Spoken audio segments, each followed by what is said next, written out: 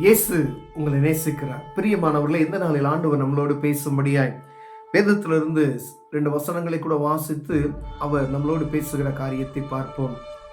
அது எபிரேயர் புஸ்தகம் 12வது அதிகாரம் 5-6 வசனங்கள் இப்படியாக சொல்லுகிறது. அன்று என் மகனே, கர்த்தருடைய சிட்சையை அற்பமாக எண்ணாதே. அவரால் கடிந்து கொள்ளப்படும் போது சோர்ந்து போகாதே. கர்த்தர் எவனிடத்தில் அன்பு கூறுகிறாரோ அவனை அவர் சிட்சித்து தாம் சேர்த்துக் கொள்கிற எந்த மகனையும் தண்டிக்கிறார் என்று பிள்ளைகளுக்கு சொல்லுகிறது போல உங்களுக்கு சொல்லி இருக்கிற புத்திமதியை மறந்தீர்கள்.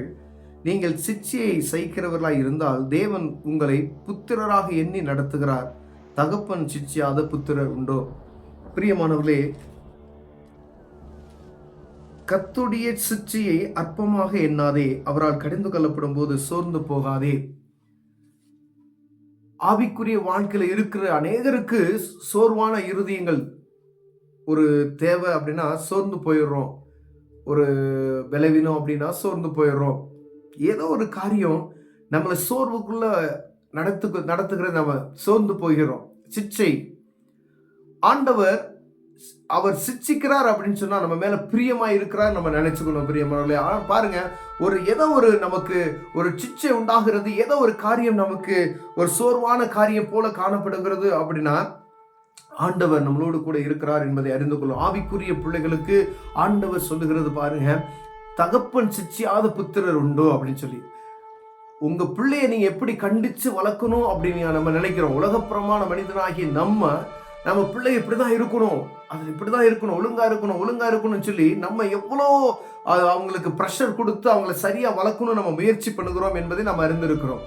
அப்ப உலகப்புறமான மனிதனாகிய நாம் அப்படி அறிந்திருக்கும் பொழுது சர்வ வல்லமையுள்ள தேவன் பரிசுத்தமானவர், நான் பரிசுத்தராய் இருக்கிறது போல நீங்களும் பரிசுத்தமாய் இருங்கள் என்று நமக்கு வாக்குரைத்தவர்.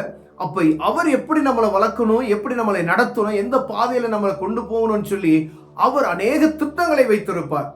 அவரை அறிந்து கொண்டவர்கள் அவரை இப்படிதான் நீங்க நடக்கணும் அப்படின்னு சொல்லி சில திட்டங்களை வைத்திருக்கிறார். பிரியமானவர்களே, ஒருவேளை நம்ம இஷ்டத்துக்கு நம்ம போக முடியாது. ஆவிக்குரிய பிள்ளைகளாகிய நாம் தகப்பன் எப்படி வழி நடத்துகிறாரோ அப்படிதான் நம்ம போக முடியும். உலகப்புறமான மனிதர்களுக்கும் நமக்கு அநேக வித்தியாசங்கள் உண்டு என்பதை அறிந்து கொள்ள கர்த்தருடைய பிள்ளைகள், இயேசுவை சொந்த இரட்சகராய் ஏற்றுக்கொண்ட பிள்ளைகள் அவர் நடத்துகிற பாதையில தான் நடத்த முடியும். சில நேரங்கள்ல ஆவிக்குரிய வாழ்க்கையிலே ஒரு சோர்வான நிலைமைகள் ஏற்படுகிறது. நல்லா ஜபித்து கொண்டிருப்போம், ஒரு சோர்வு வந்துவிடும், ஏதோ ஒரு பலவீனம் நம்மளை சோர்வுபடுத்திவிடும், ஏதோ ஒரு தேவைகள் நமக்கு சோர்வை உண்டாக்கும், யாரோ பேசுகிற ஒரு காரியங்கள் நம்மை சோர்வுக்குள்ளாக நடத்திவிடும்.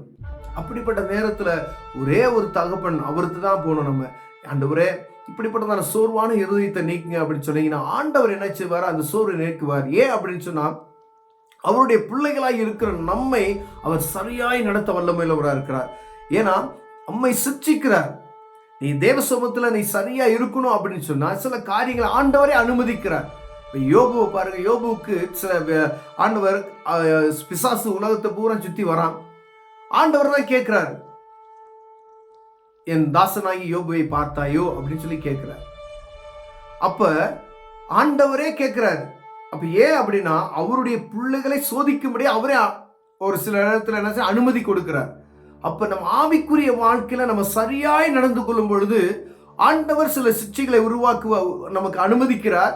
அதுல நம்ம கரெக்டா இருக்கணும். ஏன்னா அந்த நேரத்துல சோர்ந்து போகாதபடிக்கு ஆண்டவருடைய நாமத்தை மகிமைப்படுத்துகிறவர்களாய் காணப்படணும். எந்த ஒரு வார்த்தையும் ஆண்டவருக்கு விரோதமாய் பேசிவிடாதபடிக்கு ஸ்தோத்திரத்தோடு கூடிய விண்ணப்பத்தை மாத்திரம் அவருக்கு நம்ம தெரியப்படுத்துவர்களாய் காணப்படும்படி அழைக்கணும். சில நேரங்களில் பாருங்க, ஆவிக்குரிய மலை யாரோ ஒருத்தவங்க பேசிட்டாங்க அப்படின்னு சொல்றதுக்காண்டி ஆவிக்குரிய வாழ்க்கையை விட்டு என்ன செஞ்சாங்க?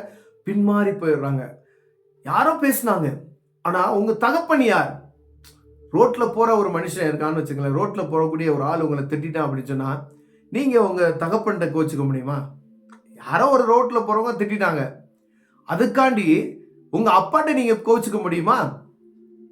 உலகப்புறமான இருக்கிற மனிதன் நம்ம அப்படியே நம்ம யோசிப்போம்ல, ரோட்ல போன யாரோ திட்டினதுக்கு என் தகப்பன்ட்ட நம்ம என்ன செய்யணும்? கோவிச்சுக்கணும். அப்ப யாரோ ஒருத்தவர் நிமித்தமாய் உன் ஆவிக்குரிய வாழ்க்கைக்கு நீ பின்மாற்றத்துக்குள்ள உண்டு போகக்கூடிய ஒரு காரியத்தை உண்டு பண்றாங்கன்னா உனக்கும் உலகத்தில் ஆண்டவருக்கும் இருக்கக்கூடிய நெருக்கத்தை நீங்க ஏன் துண்டிக்கணும்னு பாக்குறீங்க? ஏதோ ஒரு காரியம் நீங்க செய்யற காரியத்தை ஆண்டவர் சிட்சையா அவர் அனுமதிக்கிறார். அந்த சிக்ஷையை நீங்கள் அற்பமா எண்ணுகிறீர்கள். அற்பமா எண்ணாதீர்கள் என்று போடப்பட்டிருக்கிறது. கர்த்தருடைய சிக்ஷையை அற்பமா எண்ணாதே, அவரால் கடிந்து கொள்ளப்படும் போது சோர்ந்து போகாதே. யாரோ ஒருத்தவங்க சொல்றாங்க, அது நிமித்தம் என் இருதயம் சோர்ந்து போகிறது, அதை அற்பமா எண்ணிடுறோம். அது கர்த்தருடைய சிக்ஷை என்பதை நாம் அறிந்து கொள்ளும்படியே ஆண்டவர் உங்களோடும் என்னோடு பேசுகிறார். பிரியமானவர்களே, அது யாரோ ஒருத்தவங்க பேசினாங்க அப்படின்னு நீங்க நினைக்கிறதை காட்டிலும், ஆண்டவர் இவர்கள் நிமித்தமாய் என்கிட்ட பேசக்கூடாது, நம்மளை குத்தி பேசுறாங்க அப்படின்னு நீங்க நினைக்கலாம்.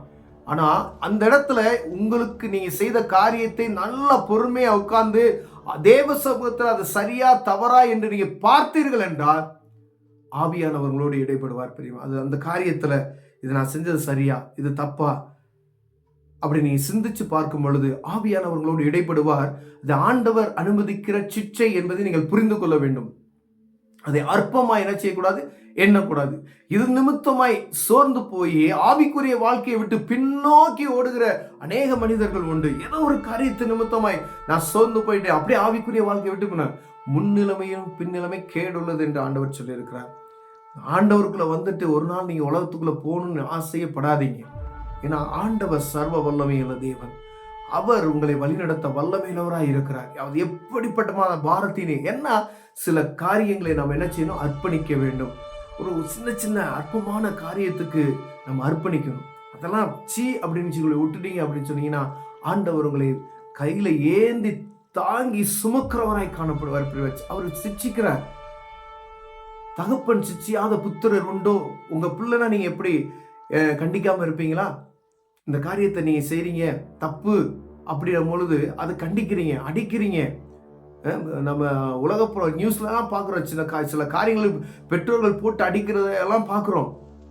அப்ப உலகப்புறமான மனிதனாகி நாம் அப்படி செய்யும் பொழுது வானத்தையும் பூமியும் படைத்தவர் நம்ம எப்படி வாழணும்னு சொல்லி அவர் சிந்திக்கிறதுல, அவர் நினைக்கிறது என் பிள்ளை இப்படிதான் இருக்கணும்னு சொல்லி நினைக்கிறது தப்பு இல்லை. அதற்கு அவர் சின்ன சிக்ஷையை அனுமதிக்கிறார். அந்த அனுமதிப்பை நாம் என்ன செய்கிறோம், அற்பமாய் எண்ணி விட்டு அதை என்ன செஞ்சிடும் பாருங்களேன். இது ஆண்டவர் சிக்கிறார் என்பதை விட ஆவிக்குரிய வாழ்க்கையை விட்டு யாரோ ஒரு காரியத்தை சொல்லிவிட்டால் பின்மாறி போகக்கூடிய ஒரு சூழ்நிலைக்கு பேராக தள்ளப்படுகிறோம். பிரியமானவர்களே, ஒரு நாள் அப்படிப்பட்டதான காரியத்துலைங்க ஒரு காரியத்தை உங்களுக்கு ஆண்டவர் பேசுகிறார் என்றால், ஒரு சிக்ஷை ஏதோ ஒரு காரியம், ஒரு பலவீனம் உண்டாகுது, ஒரு பலவீனத்தின் நிமித்தமா யாரோ பேசுறாங்க, ஏதோ ஒரு காரியம் அப்படின்னா நம்மளை நாமே ஆராய்ந்து பார்க்கும்படி ஆண்டவர் பிரியப்படுகிறார் என்பதை நாம் புரிந்து கொள்ள வேண்டும். ஒருவேளை அதை விட்டுட்டு நம்ம அந்த ஆண்டவருடைய சமூகத்தை விட்டு பிரிந்து போகிற அனுபவம் அல்ல. நம்ம எப்பயுமே அவருடைய பிள்ளைகளா, நம்ம அவர் தகப்பான் அப்படின்னு சொன்னா அவருக்குரிய கணத்தை நம்ம கொடுக்கணும். நான் பிதாவானால் என்னுடைய கணம் எங்கே அப்படின்னு சொல்லி கேட்கிறார். அப்ப அவருடைய பிள்ளைகள்னா நம்ம எவ்வளவுக்கு எவ்வளோ அவர் நம்ம நடத்தணும்னு நினைக்கிறா அந்த அளவுக்கு நம்ம விட்டு கொடுத்து போக முடியாது, பிரியப்படுகிறார். அப்ப சிக்ஷையை அற்பமாய் எண்ணாதிருங்கள். நம்ம புத்திரன்னா ஆண்டவர் சிக்ஷிப்பார், அது நம்ம ஏற்றுக்கொள்ள வேண்டும். ஆனா அது நிமித்தமாய் பின்னாடி ஒரு அற்புதம் நடக்கும். ஒரு பெரிய காரியத்துக்குள்ள நம்ம கடந்து செல்ல வேண்டியது இருக்கும். பிரியமானவர்களே, அப்படிப்பட்டதான சூழ்நிலைக்கு நீங்க இருந்தீங்க அப்படின்னு சொன்னா ஆண்டவர் உங்களோடு தான் பேசுறாரு. அது அற்பமா எண்ணாதீங்க. தேவ சமூகத்துக்கு போங்க, அவர்கிட்ட கேளுங்க, அற்புதம் செய்வார். கண்களை விடுவோம் ஜெபம் செய்வார். அன்பின் தகப்பனே, ஆண்டவரே, சிக்ஷையை நாங்கள் அற்பமா எண்ணாதபடி, ஆண்டவர் அனுமதிக்கிற சில பாடுகளை அற்பமா எண்ணாதபடிக்கு ஆண்டவர் எங்களுக்கு பலன் தாங்க. அதை சிந்தித்து ஆண்டவர் எங்கள் ஆவிக்குரிய வாழ்க்கையை சீர்தூக்கி பார்க்க கிருபை தாங்க. இயேசுவின் நாமத்தில் பிதாவே, ஆமென்.